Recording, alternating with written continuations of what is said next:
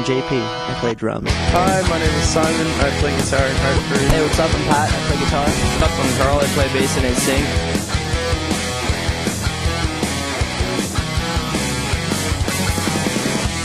These few years have gone so fast. I just can't believe it how things do change, but they rearrange as we get. Hey, what's up, guys? It's Joan. I'm here at distoshop in Gatineau with the guys from Hartford. How are you guys? Good, yourself? Pretty good, thank you.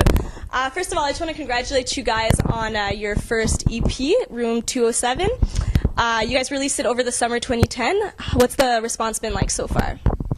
Response has been kind of great, actually. We've managed to push 1,000 records. 1,000 records sold on our first month, so that was pretty good.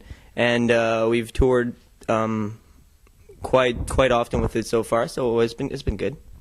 I know you guys, especially over the summer, tried to push and promote it as much as you could. You guys followed Warped Tour, just doing that, trying to sell it as much as you could. What was that like for you guys? Well, I'll let someone else answer that question. Warped Tour is amazing. I mean, I've been going to Warped Tour for ever since since I was 14, and being able to follow it for 7 dates just to promote my own band, it was really cool. And it was a bit harder in the States, but it was, I mean, we did pretty good. It was awesome. It was fun. One day in Toronto it was pouring rain, and we just we were about to give up, but then we're no, we'll just keep going, and we just kept pushing it, and we did pretty good. It was awesome. It was fun. Were you guys able to get into Warped Tour for free doing that and stuff? Early in the mornings we did.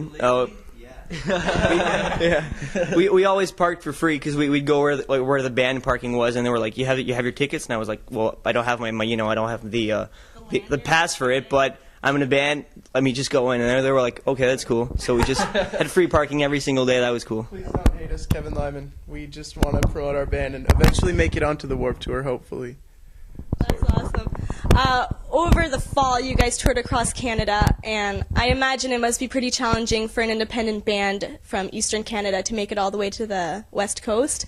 What were the most difficult situations that you guys were in on that tour? We had a few really shitty shows with no guarantees whatsoever, and we did somewhat around 6 to 7 20-hour drive, so that was kind of crazy. The way we kind of outdid that was we went to malls and high schools and stuff, and we sold CDs there, so that financially we could manage to do it. And once again, legally. Some of the challenges though that go with this will probably be easier.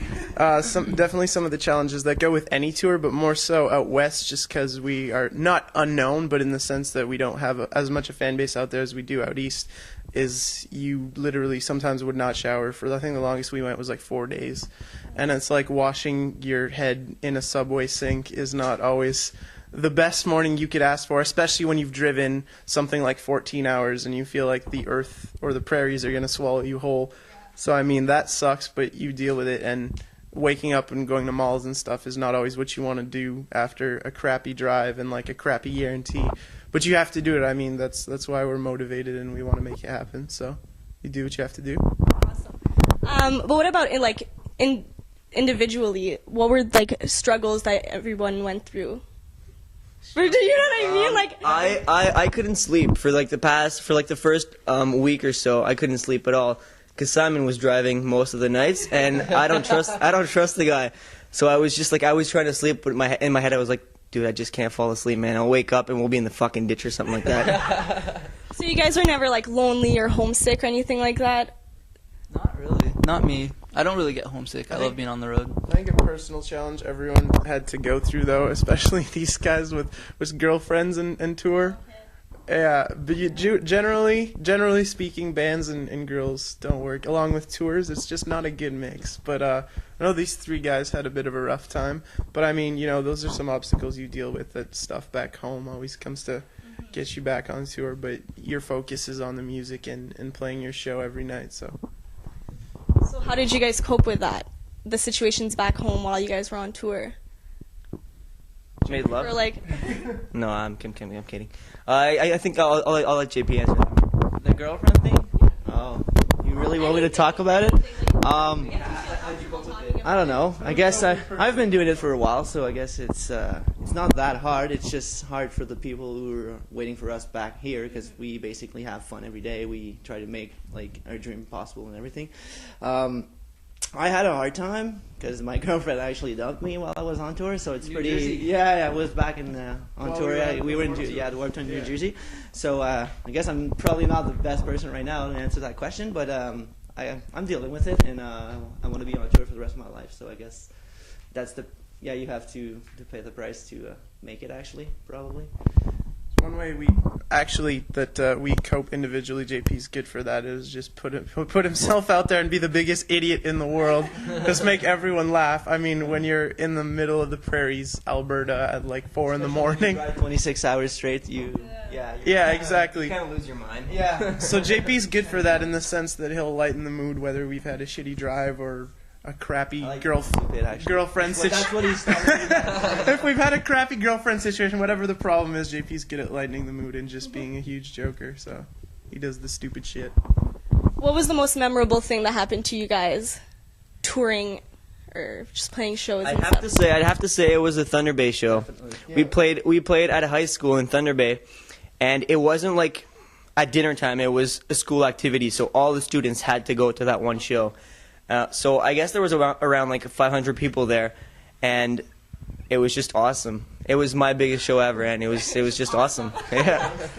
There's no word to describe it besides it was just awesome. I'd say Thunder Bay as well. I mean, it was awesome. Like we got a whole they paid like our lunch, so we had that and it was cool. And then we got to do like a guitar like shop with them. Well, Carl did vocals, me and Simon did guitar, and JP did drums, and we got to we got to teach little kids, high school kids. Like we taught them how to play our chorus to Hold On. And then after that, like all the different sections, we got them together and they played our chorus. It wasn't too pretty, but it was pretty cool. It wasn't kind of pretty at all. Actually. I thought they were good. Well, they were bad. Yeah, Thunder Bay was really cool. Probably one of the funnier tour stories that's happened with that show. This is probably another reason why it's memorable for me, is right before the show, Carl and JP were like, Simon, because a bunch of stupid shit happened to me on tour, and they were like, Simon, watch you fall off the stage or something. And we had a good laugh about it. We're like, ha ha ha, that wouldn't happen. I'm just like, nah, man. So right before we hit our first note of the first song, in the beginning of the set, I decide I'm going to climb up on a riser and be like, oh, I'm going to be a monster, blah, blah, blah. And my patch cord tangled up around my feet, and I fell face first on 4 12-year-old girls. So, yeah, good times. I was okay, though. But the workshop was cool. JP actually ran through some drum workshops. So. Yeah. Me, myself, it was a little different. I would probably talk about the first time I've seen Winnipeg sign. Because, I've been touring for probably the past 6-7 years. And I never been out west. And we drove like 26 hours to get there. And let me tell you, when we saw Winnipeg sign, we were basically like really, really, really happy because it's really far away from home, and it's basically not like it's a new step in my career. I'm really happy to see like what the West Coast is about, and like I've always been dreaming about like playing there and everything, and we basically did it. Even if it wasn't the best show like ever, it was the best time. Yeah, it was just amazing to see like we're basically going further now, and we have a bigger fan base, so we basically now can play all around Canada. So that was good to me. Awesome. This question was obviously for all of you guys, mostly directed to Simon and Pat, since you guys graduated most recently. What was it like for you guys, just knowing that you guys were just knowing that you guys were taking such a different path than everybody else in high school? Everybody was going to school, and you guys were pursuing your career as musicians. Were your families and friends supportive about it, or were some people a little weirded out about it or anything?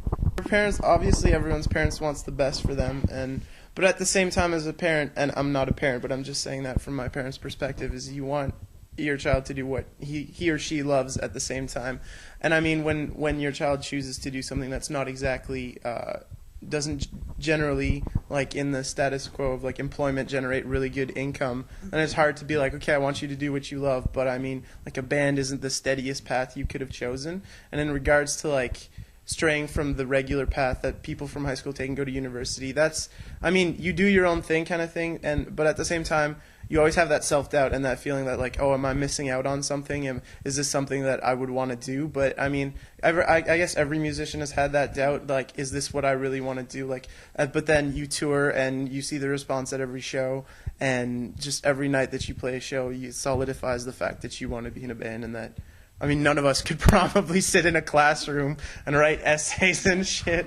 So, but yeah, it's challenging definitely when you see all your friends go off to university and you're like, I'm gonna do my own thing. But you get used to it. So like right now, I'm 100% comfortable with where I am, and I'm sure all of the guys can vouch for that too. And also the day we had, was it prom or grad? No, the day we graduated. The day we graduated high school was actually the day of our EP release for Room 207. So we graduated, like we got our diploma and like we went up and everything, and we so after right after the ceremony, like we had to rush to the Mavericks venue in Ottawa because we were playing with Cute Is What We Aim For that night to release our CD. So I thought it was pretty cool. That's pretty cool. Yeah. So it was like it was a quick transition. Yeah. It was kind of like symbolic, I guess. I don't know. It was funny. Yeah, That's cool. cool. Here's a special deal for you to graduate. Exactly. Yeah. Play a big show. So what's the next step business-wise for you guys? What are you guys trying to accomplish as a band? I think we're following the entire Warped Tour this summer, so like from the first date to the last date. And we want to try to push, we want to sell 5,000 copies of that Room 207 EP before we go into, I guess, another, exactly, before we start actually thinking of recording another album.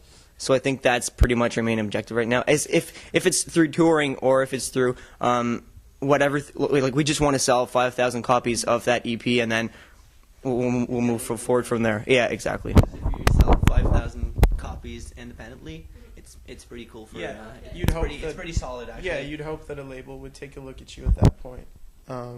Yeah, that's all I have to say. Are you guys interested in doing I know recently there's a lot of bands that have been doing contests on Much Music and stuff like that for Much Music Discovered. Are you guys interested in doing contests like that to get your band more known nationwide, or just? We definitely thought about it, but I don't know. I think it's something that's cool, and I respect bands that do it. I just don't want. I don't think I want my band to do it, just because. I see bands like 10 Second Epic where they went from just touring nonstop, and it took them a long time to get where they're at right now.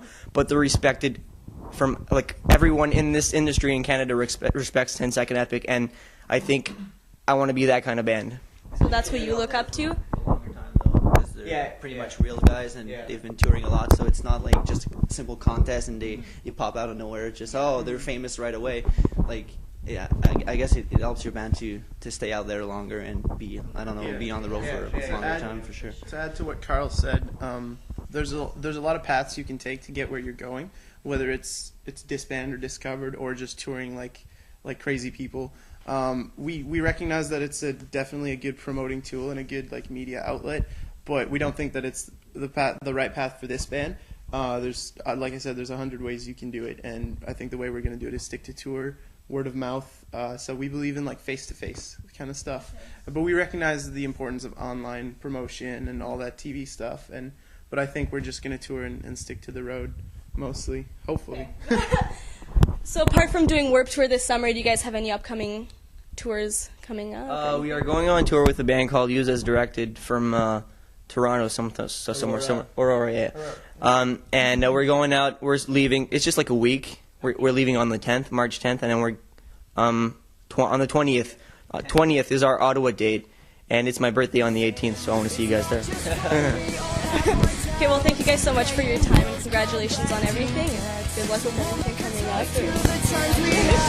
And forget it all for one night. We'll talk about growing up. We'll talk about giving up. We'll think of all the things we wish we did, but just never did.